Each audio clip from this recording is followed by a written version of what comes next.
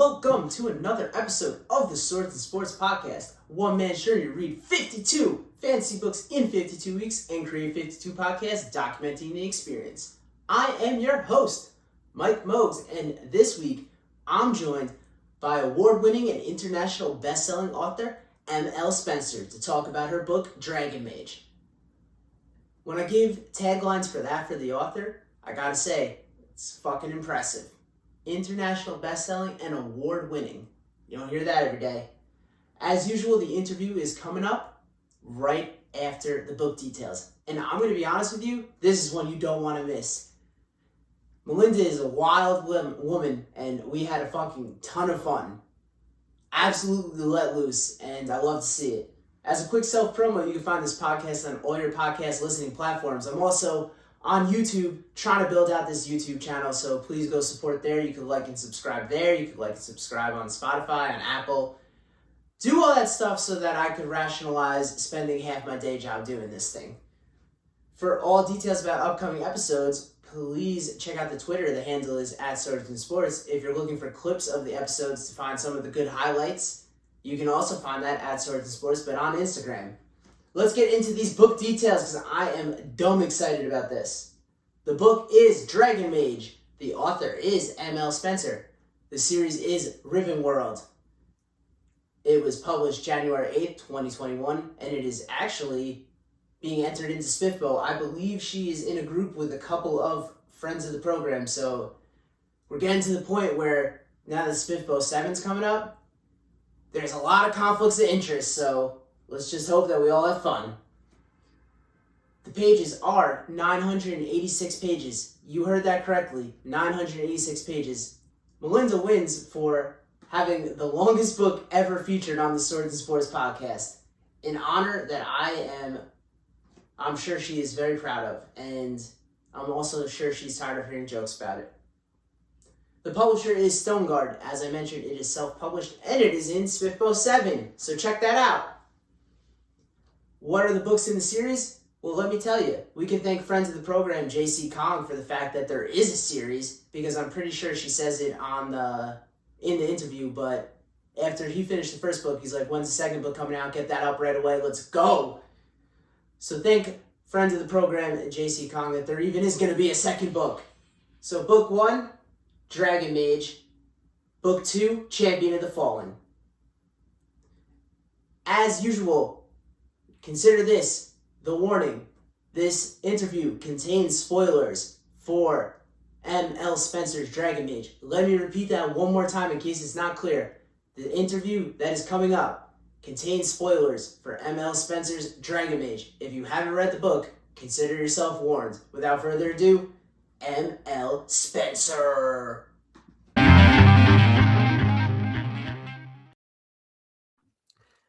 All right, it's another week, and I am beyond excited to be joined by author M.L. Spencer, author of the international best-selling series Ren War Saga, and winner of the 2012 Indie Reader Discovery Award and the 2020 award for Reader's Favorite Awards for Fantasy.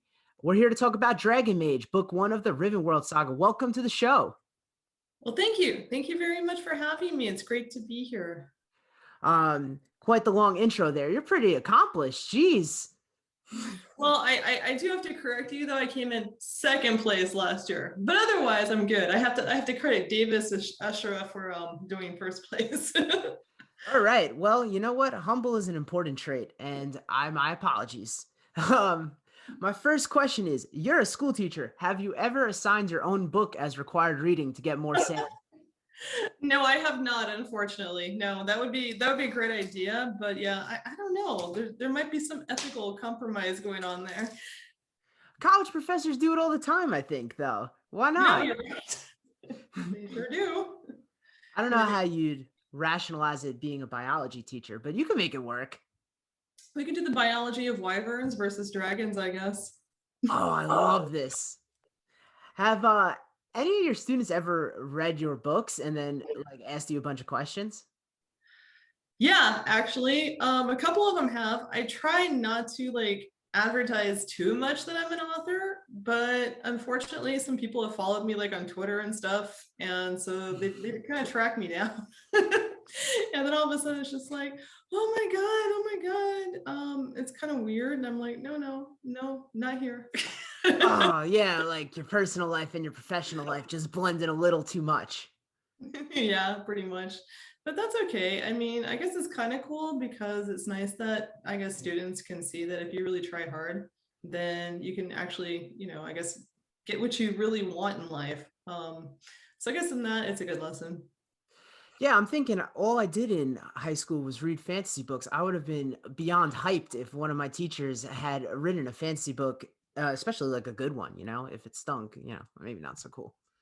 Well, I don't know any teachers who. So you went from ML Spencer's Dark Empire to ML Spencer's Epic Empire. Do you think you've sold out? I totally sold out. I will own that.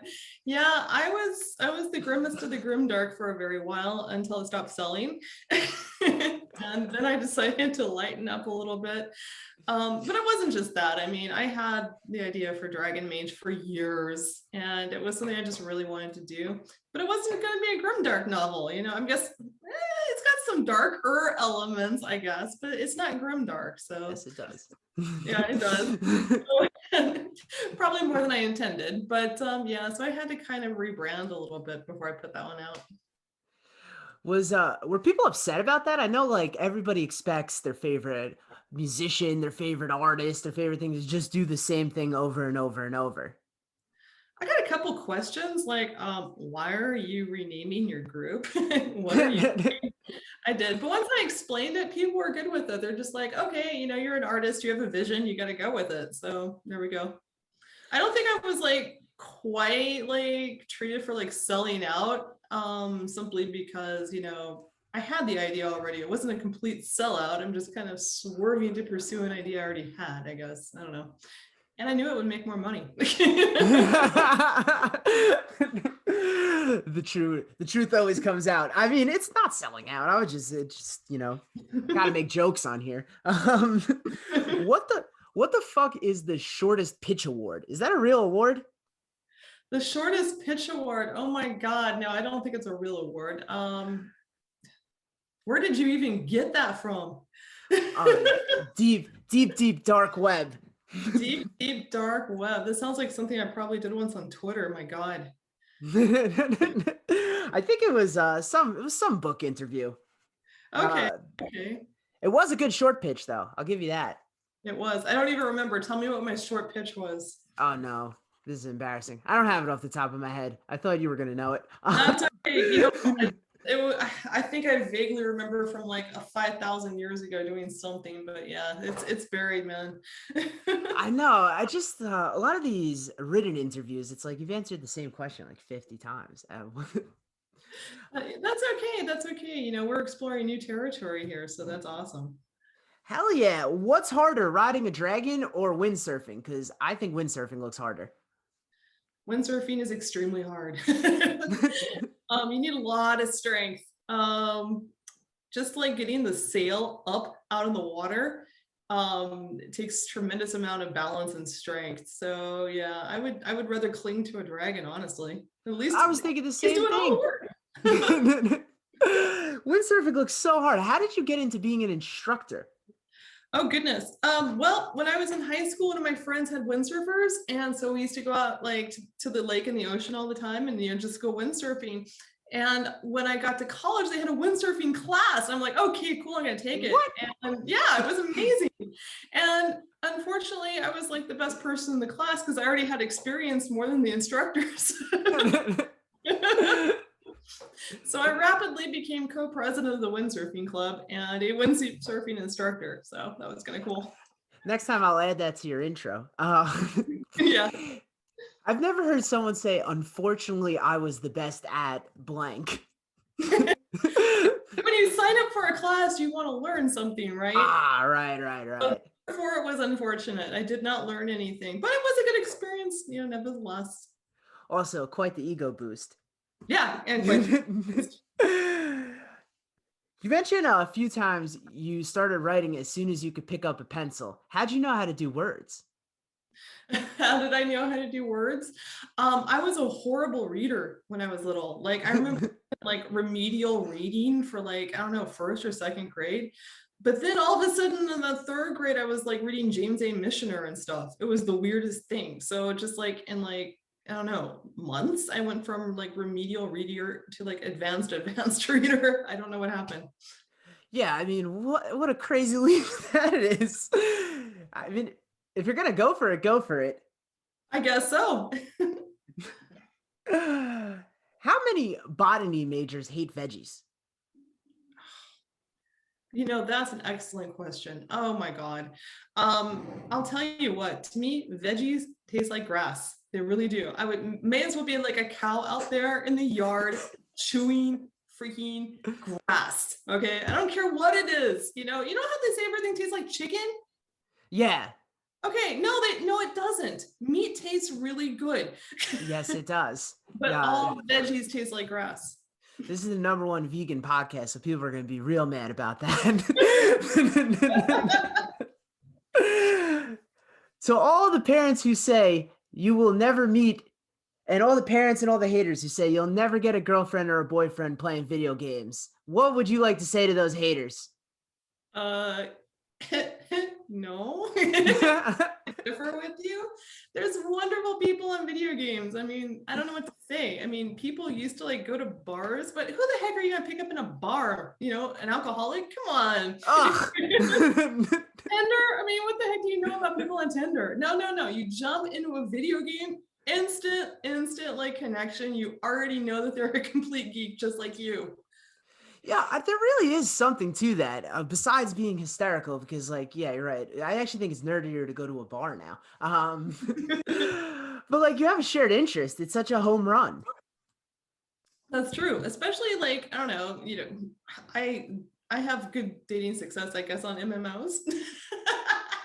So, hey, people who play MMOs are like, nerd types. I mean, let's face it, not your average everyday 13-year-old is going to play an MMORPG.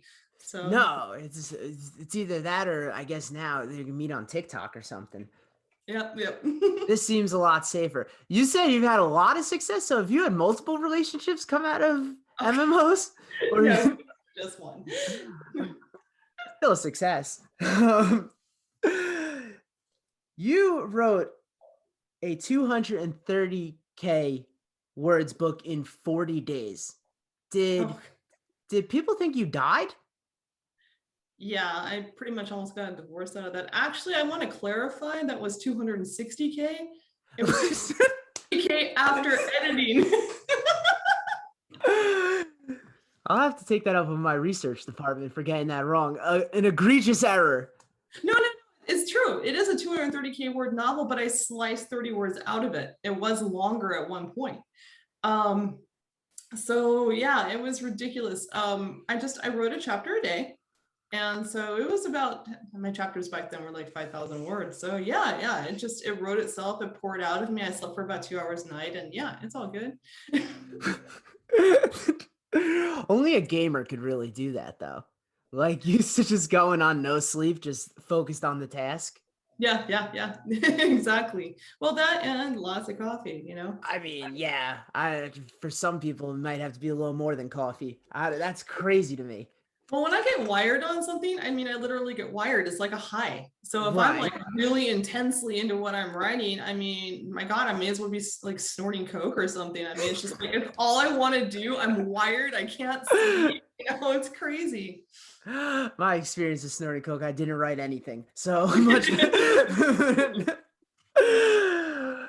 That is insane. What, like, seriously, were people like worried about you? I'd be like, where is she? Yeah, it was actually really bad because I had a 4-year-old and a 2-year-old at the time. And I was really, really, really kind of relying on my husband to kind of watch them. And I think he got really super frustrated. In fact, I know I'm no longer married to the man. So let me tell you, writing is hard on relationships. Okay. I'm going to tell you that. Anybody who's married to an author knows. Just ask my husband. Oh my God. I love this. My original question was pretty dark, but that went darker. You what was the original name for the series before Riven World? You were on a rival podcast who you know, some okay authors over there, and you said you just did not know the name of it. It had another name for about 20 minutes, honestly, and I can't remember. Okay, you see what happened was, okay, it was supposed to be standalone, and I never thought it was going to be a series. And then my friend John basically Great said, guy, former guest on yeah, the he's a show. wonderful guy. And he's like, dude, this thing's doing great. You have to make a series out of it. I'm like, oh, I do. He's like, yes, you have to get the pre-order up right now, because it was like the day before launch or something. I'm like, okay. And I went to put the pre-order up for the next book, and I'm like, I don't know what to call this series. So I sat there for like 20 minutes. I finally strung something together and I put it up, and then I looked at it, I'm like, oh my God. It was awful. It was so bad. And so then I'm like rushing to try to go back to Amazon to like change the name of the series, but somebody saw it like on Reddit and was like, what the heck is this? And I'm like, oh no, God. So it is out there somewhere, but I forget what it was. Yeah, honestly though, what a incredible sign of exposure if someone snatched it off of Reddit right away. So someone was paying attention. Yeah, I guess seriously, because it wasn't up very long at all. It was like, yeah, 20, 40 minutes maybe. That's kind of crazy. That is crazy. You know, I think that there's a ton of authors out there who would kill to even get mentioned on Reddit. So there you go. I got lucky. I did. I got really lucky. If it wasn't for Patrick Leo, he's like a blogger. He did a lot of stuff for Dragon Mage before it launched, and he really got the word out there, especially to like, you know, the Reddit community. So I owe everything to Patrick. Yeah, he does a great job with a lot of his stuff. Super cool. Yes, I love watching his booktube videos. They are so, he's adorable. I'm a Patrick fan. Have you ever thought of bundling Dragon Mage as a book / dumbbell? Actually, that's not bad. I should make some TikTok videos.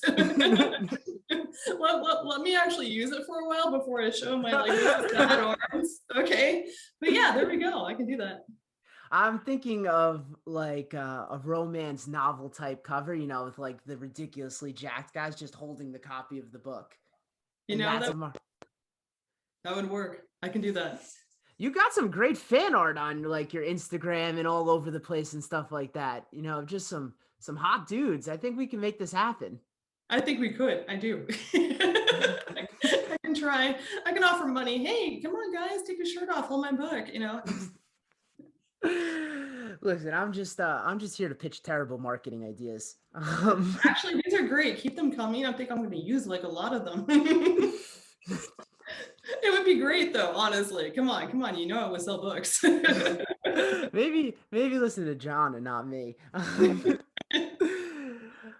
I heard somewhere on Wizards, Words and Words, shout out to them, when that you use dictation for a lot of your stuff. Have you ever like stubbed your toe in the middle of doing something and just been like, fuck, ah? I think the best ones are when my kids come out and annoy me, honestly. I'll be sitting in the backyard, you know, talking to myself, because mom talks to herself a lot, you know, doing dictation. And all of a sudden a kid will come out and I'll be like, God damn, son of a bitch. And all of a sudden I look down, I'm like, oh, a whole page rant of mom like going off on why did you spill this on your clothes or something, you know? maybe you should save those, and one day if they go to therapy they could just hand that to the therapist. This is why I am what I am. Exactly. Yeah, they're gonna need that. Oh my God. So how does that go? You just start talking? Like I've never seen that as a style. I mean, I obviously I don't write or anything, but Yeah, pretty much. When I sit down to write, instead of like just getting, you know, typing, I open my mouth and I start talking. And that's just the natural thing now. It took me a long time to get to that point. I mean, it was not easy. I think it's literally like a different part of the brain than you would normally use for writing. And so when I started doing it, it was just complete crap. I mean, literally crap. And even to this day, my writing process is not the same as it used to be. I used to just like sit there and just pause over every word. Okay, is this the perfect verb for this part of the sentence? Can't do that dictating. So I dictate garbage, just complete garbage on first draft. And then I have to go up and clean up behind it is what I do. But it's still, even still, the process is much faster than it could ever be with me just typing. Yeah, I think it's interesting. I think that people should be more aware that that's even an option. I'm sure that that's a roadblock for a lot of people. They're just like, I can't type. Like, I don't know what to do.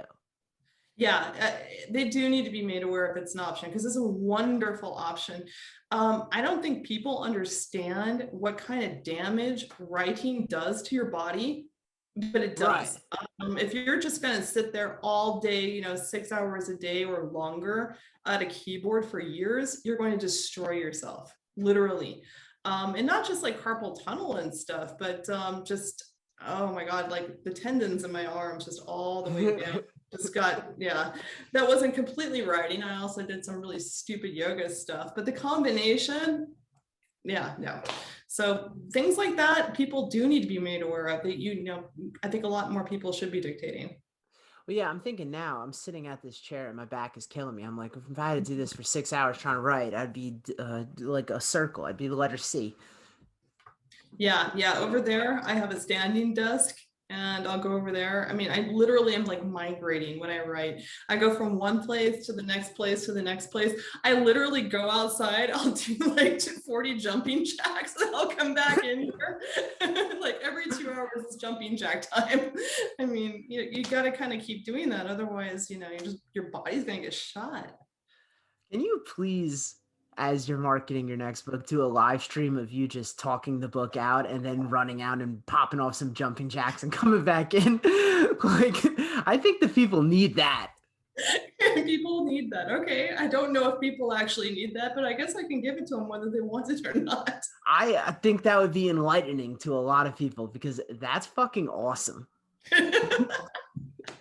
Oh, Lord. Well, I probably should do more than 40 jumping jacks at a time. Let me tell you, this COVID situation has not been good on the middle. Not at all. I don't think you're alone. What are they calling it? The COVID-19? Yeah. I probably got like the COVID 25 going on. Look, you got the dumbbell in there. The dumbbell's right here. That joke wrote itself. Jesus.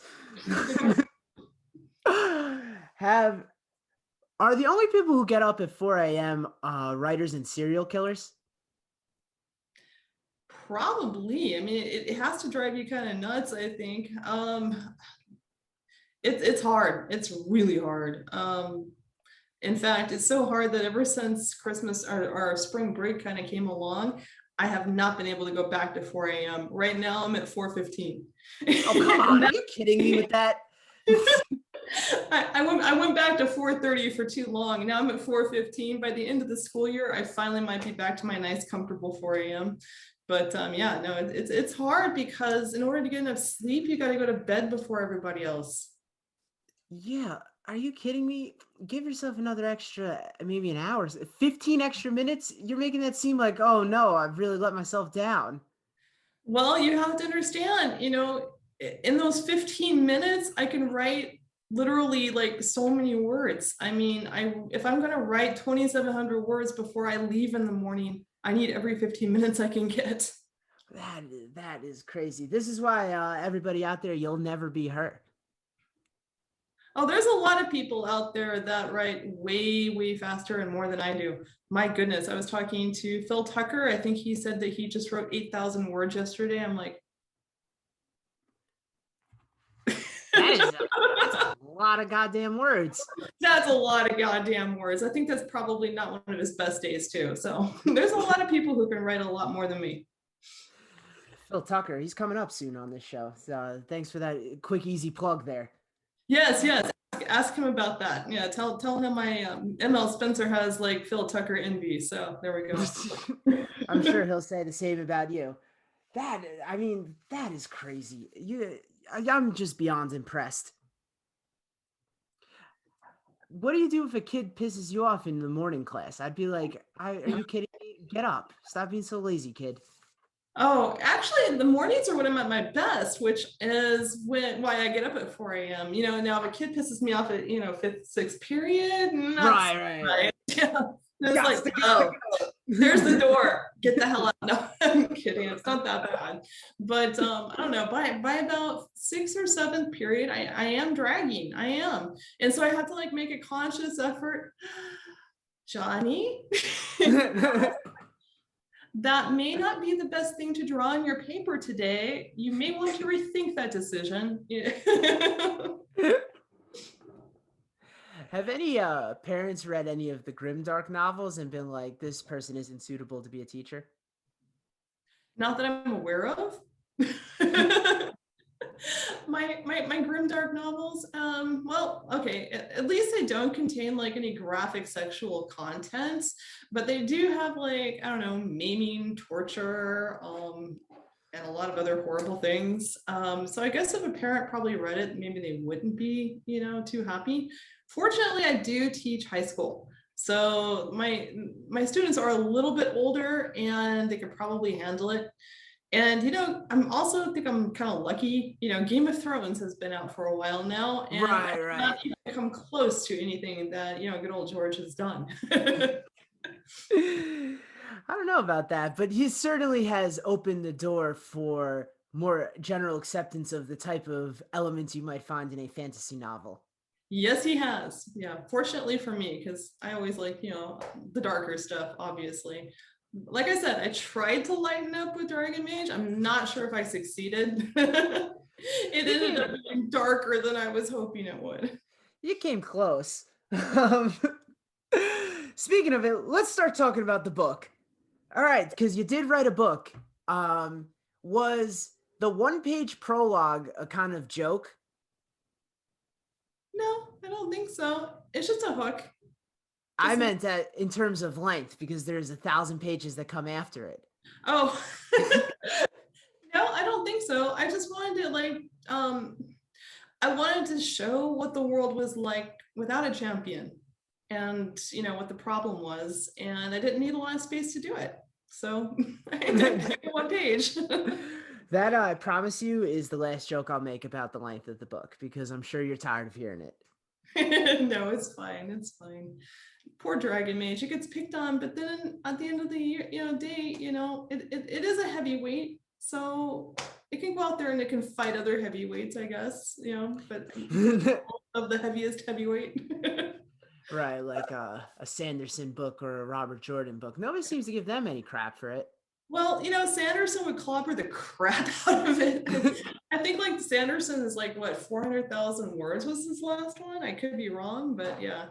That's I don't have that hardcover in front of me, but it is enormous, that one. I think I'm approaching Robert Jordan length though, and I'm really happy about that. Of course, I think he'd be really proud of you. He might be. He's definitely one of my all-time favorites. I literally have an entire Robert Jordan bookshelf, and it's wonderful how his books just span the bookshelf, and you don't need bookends, and it's perfect. Oh, that's gotta look pretty. Do you have it in there right there? No, I don't. It's in the other room. I guess we could take a walk, but yeah, probably I don't have. Yeah, maybe on my new YouTube show, Author Cribs, we'll do that. There we go, Author Cribs. That'd be kind of cool, actually. I couldn't think of a better name than that in 2 seconds. Come back to me on that. It's like when you pitch that series idea for 20 minutes, you're like, oh, this sucks. Gotta change that up. When Marcus asks Aram how many knots there are, he says 1,243. It's a lot of goddamn knots. It's a lot of goddamn knots. And I have a book that has a lot of goddamn knots in it. So that's kind of where I got that from. I had that question too. How many books on knots are there? Oh, there's tons of books on knots. The best book on knots is called The Ashley Book of Knots by Clifford W. Ashley. If you're like a knot person, a knotter. Is that the term? A knotter. then I highly suggest you get the Ashley Book of Knots. It's amazing. I will put that on my TBR. Yeah, you should. Hold on, just a second. Okay. This is too good not to do this. Melinda has left the interview to show this absolutely tome on knots. Okay, I will not take too much time, but you get the idea. That was a pun right there. You hear what you did there? Thousands of knots. Who would have known there were so many knots in the world? That cover is preposterous for the contents of that book. I just want to point that out. Everybody, if everyone wants to know what we're talking about, please check out the YouTube video, which will have that in all its glory. Also, I think Melinda made a pun and didn't notice it. No, I probably didn't. Which was great. She said, "How can you not enjoy this book?" It doesn't happen very often when I make a pun and don't notice it, because I am like the queen of sad, horrible, terrible puns. That one was pretty good. Did you put 1243 because initially you had 1234 and you realized that that's just counting? Yeah. Oh, no, I don't think I even realized that. Good point, though. That's the type of deep level analysis I'm doing over here. Deep level analysis. Holy crap. You came prepared to this interview. What is your favorite, speaking of bad puns and jokes, what is your favorite Aram joke? My favorite arrow joke? Like in the book or just making a joke? Oh gosh. I think I like the beginning. I think it's in chapter 1 where Marcus is saying, "Hey, you better stop and think about that," and he just literally stops. That was funny. I like that one. Yeah, that's kind of classic Aram. That one was hysterical. I like. Which one am I doing? You're my favorite is you're like a different person. You've really come out of your shell. Aram frowned, not understanding. I've never had a shell. Yeah. Him too. He takes things extremely literally. Right. It's charming and funny. Damer ate beans for 2 years straight. Did he fart for 2 years straight? You're gonna have to ask Esmir that. Because as his husband, I would have been like, look, I know you're trying to like break this kind of thing you can't deal with, but come on, man, pick something else. Yeah, that would have been uncomfortable, I think. Well, maybe he was trying to challenge the dragons to who can make the best fire. That was all I was thinking. I was like, your stomach has to be killing him. I can imagine. Yeah, that probably would not be the best thing to do. Now that I think about it. How many times does Aram need to drown before he decides maybe I don't want to be a sailor? Oof, that's a good point. Yeah. I don't think that he probably would want to do that career anymore after that one chapter. I don't even know why he wanted to after the first time he sank into a well. But hey, maybe he didn't want to drown. Maybe he wanted to just stay away from the water, and that's what the knots were about, to kind of keep him up on the boat. My follow-up question is, Aram addicted to drowning? Addicted? No, I don't think he's addicted. I just think that he's like the unluckiest guy in the world when it comes to water. Well, the second time he tries to off himself by drowning. Yeah, he does. Yeah, he didn't have a lot of like other options there, unfortunately. He really didn't want to go be in pain and terrible, I don't know, torturous places. So I'm mean to my characters, aren't I? I'm horrible to them. Yeah, this was a happy book. Happy book. That's true. This is my happy book. It doesn't get any happier than this. This was the other side of the coin of grimdark. You really hit it. I really hit it. Characters trying to suicide by drowning themselves so that they could avoid years of horrible torture to cause fear to drown out magical essence. Yeah, exactly. A love story. Yes, it's a beautiful story. It's a coming of age story of fear, dark, horror, terror, and pain. Yeah. Okay. What the heck did I do? That's pretty sad. Is I don't know. I think if we put Aram in therapy and he's like, well, what about the third time that you drowned? Was that one really an accident?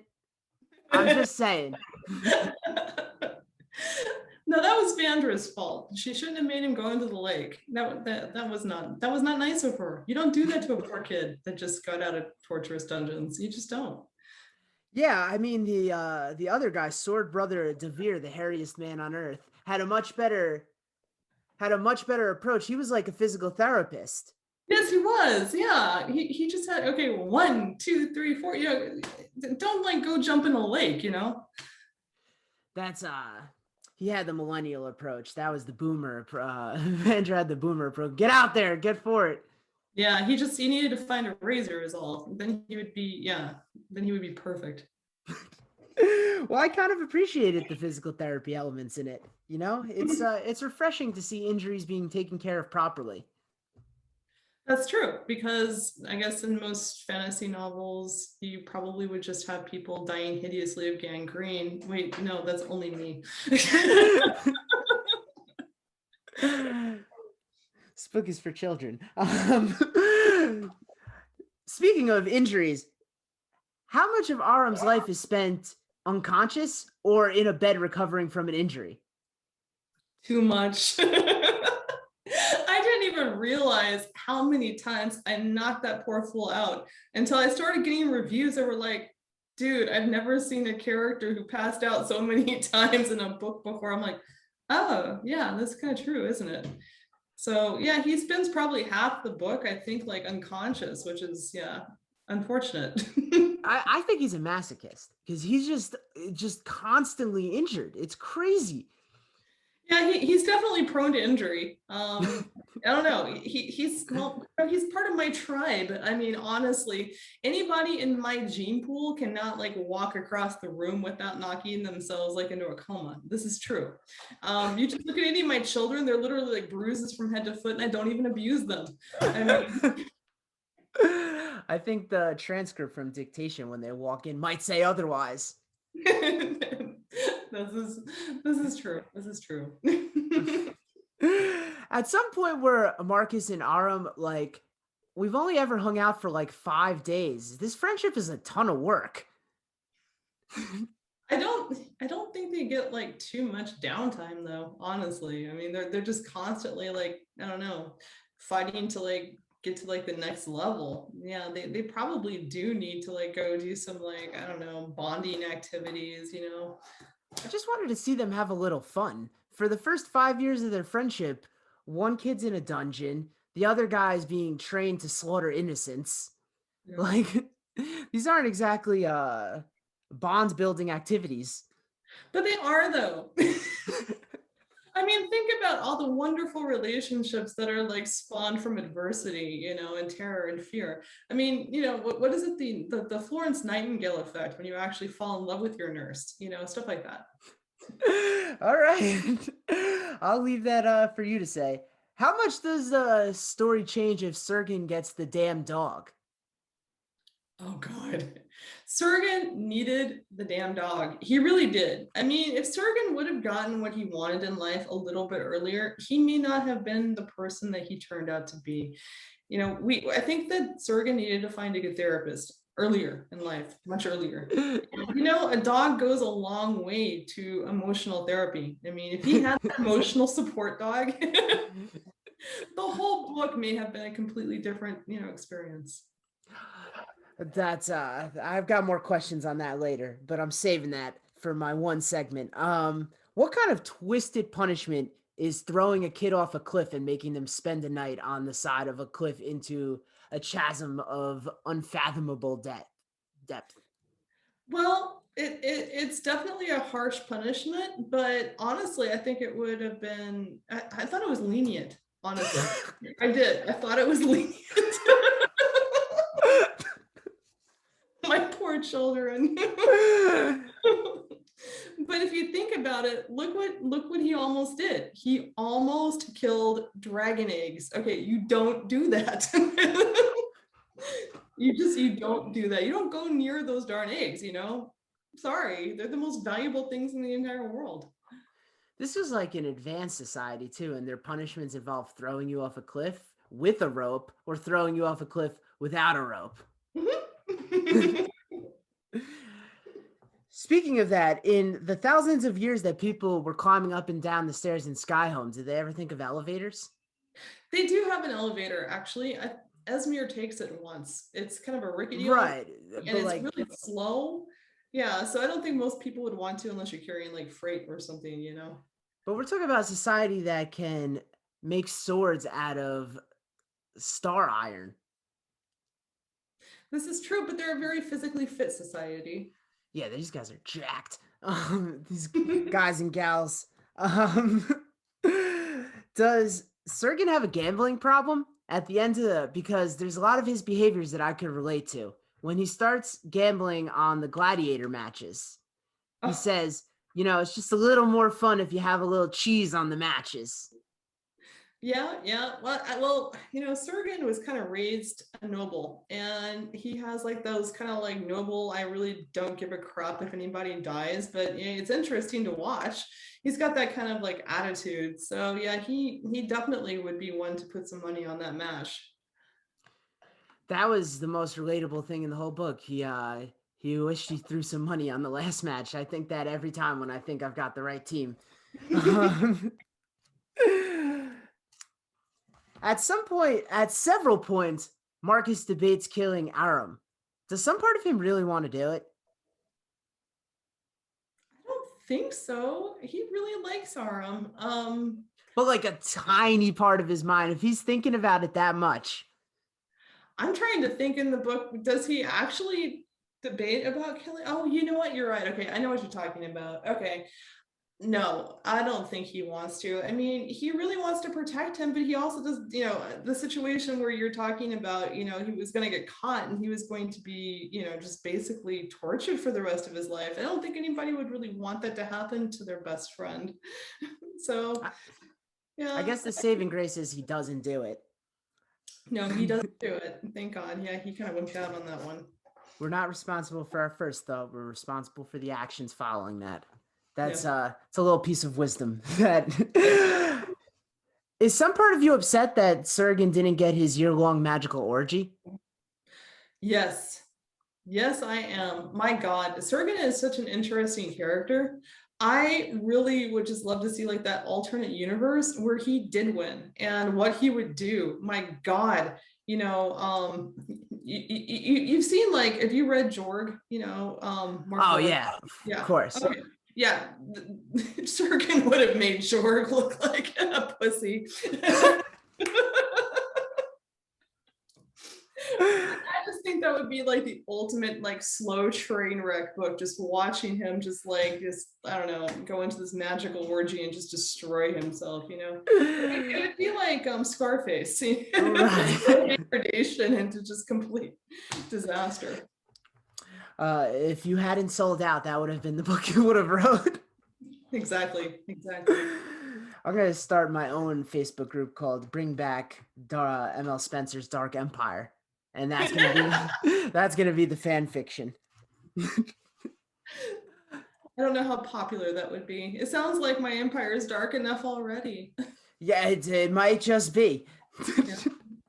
Yeah, you're really not selling me on the whole I'm the Robert Jordan, the chosen one defeats the dark one type writer.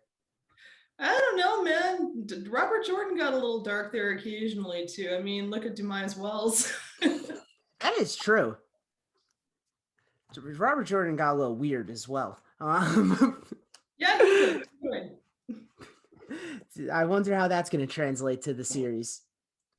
Ooh, that's going to be interesting. I don't know if they're going to translate those parts. I don't know. We'll see. I'll be real disappointed if there's not a lot of skirt smoothing. That's really what the book's about in the end to me. Yeah, skirt smoothing, braid tugging, and yes. I guess lots of spankings.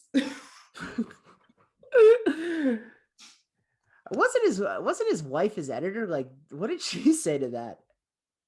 You're gonna have to ask. You're gonna have to ask Henrietta.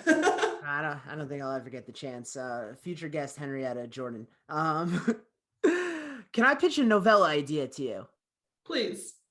Um, the title of it is called "The World Above Has Talent," Kids Edition.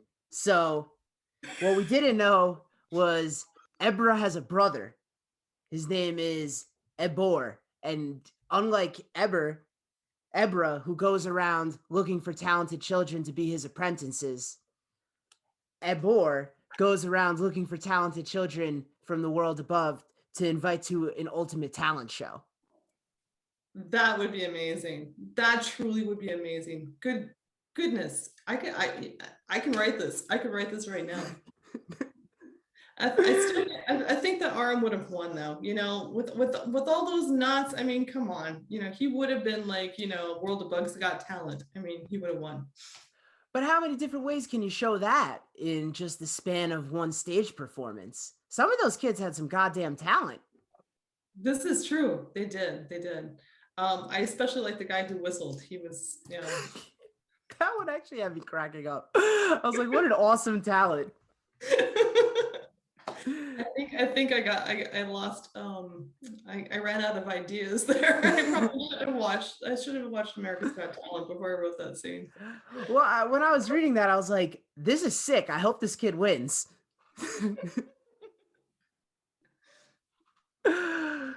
All right, we'll keep that one on the back burner. I have not had a lot of success pitching novella ideas. I have no idea why. One of the goals of this podcast is to kind of break out of the traditional stereotypical view of fantasy, the kind of, prince saves the princess who's helpless and, needs the man to save her, slays the dragon with unlimited magical powers and can't be killed and goes around shirtless, sleeping with a harem of women. That's read by kind of like basement dwelling creatures with neckbeards and eating microwavable foods. What about your books breaks that traditional look on fantasy and brings it to the general readership and has elements that can apply to many different areas of life? Wow, that's a tall order. Actually, my books don't do that at all. They're complete cookie cutters. No, I'm kidding. That's the clip right there for the whole episode. Well, I think the big one, like with Dragon Mage, is that I do run an MC that's kind of on the autism spectrum. And so that's kind of like unique and different. I don't think you get a lot of that in fantasy. I think the whole, I like to like really turn tropes on their heads. I mean, that's kind of like, that's what I do. Especially in like my Renwar saga. That's all I did. I took all of my romances where they meet, they're supposed to fall in love, and then I kill them. Nothing works out very well. You've got like the wonderful guy that's supposed to save the world. Well, he screws up and destroys it instead, so that's what I kind of like to do. Great. Thank you so much. So you said the second book in this. When can we expect this? January of 2020. Sorry, 2022. Well, that passed. There we go. Yeah. January of 2022. Yeah, no, 2020 didn't happen. I'm gonna pretend like I didn't anyway. So yeah, if I can actually like start writing a little faster, it might actually make its publication date, but that's when the pre-sale order is. So well, it's that extra 15 minutes. If you were getting up at 4:00, this thing would be done. I know, it really would. Believe it or not, it's crazy what 15 minutes, like what difference it makes. So yeah, I need to set my alarm earlier. That's what it is, that's, you're getting a little sloppy. I am. I'm getting lazy in my old age. That's exactly I can't even say that with a straight face. Like, it's just ridiculous to me. I can't even tell you the productivity difference. For so many years, I was getting up at 5 and I wasn't getting crap done. And I'm like, okay, this isn't cool. All right, Let me try 4. I actually got the 4 o'clock idea from a friend of mine who was doing it, Brandon Barr.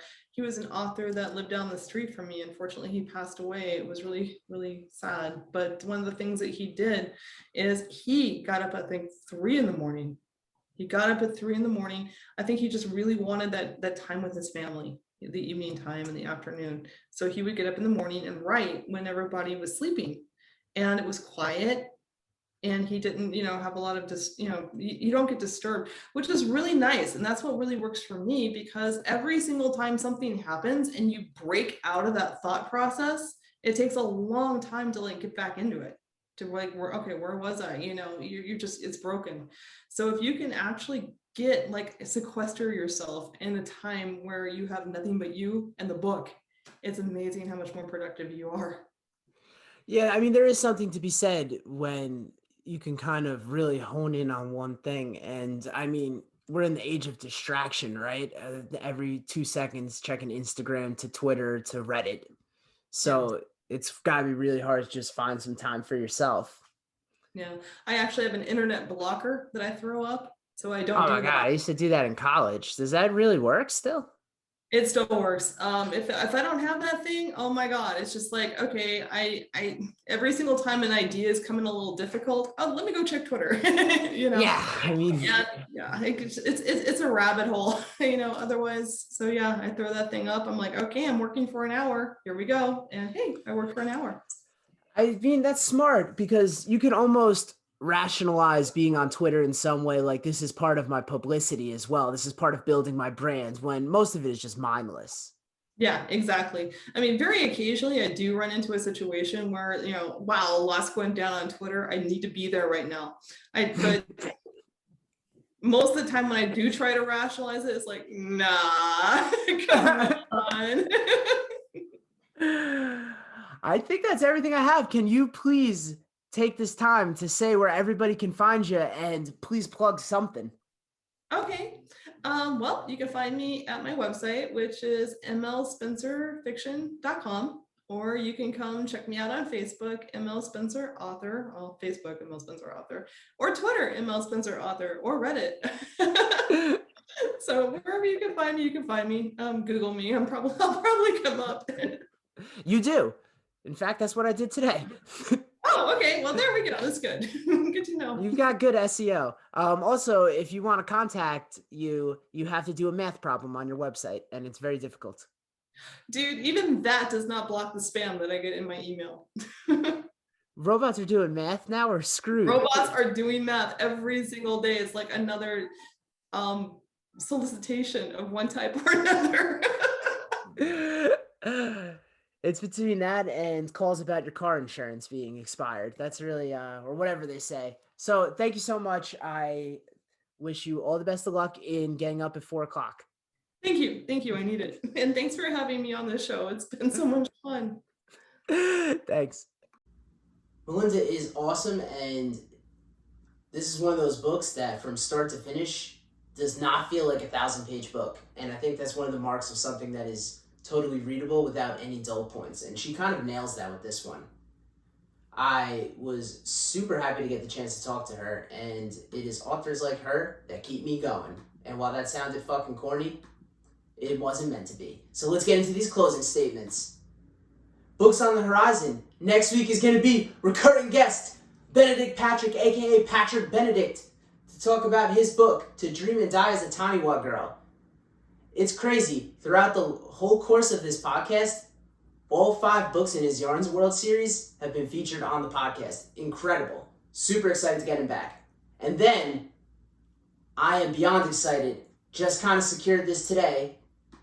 But after that is going to be the return of another friend to the program, RJ Barker. We're closing out his Wounded Kingdom series with the final book, King of Assassins. And then after that, at some point, is going to be the Path of Flames, when me and Phil Tucker learn how to schedule something. My bad, Phil. Thank you, everybody, for listening to this and watching this on YouTube, and all the love and support that I've continued to be getting from the fantasy community and people outside the fantasy community, mostly just my dad. Without further ado, which is not the way you end the episode, keep on reading or something. Peace!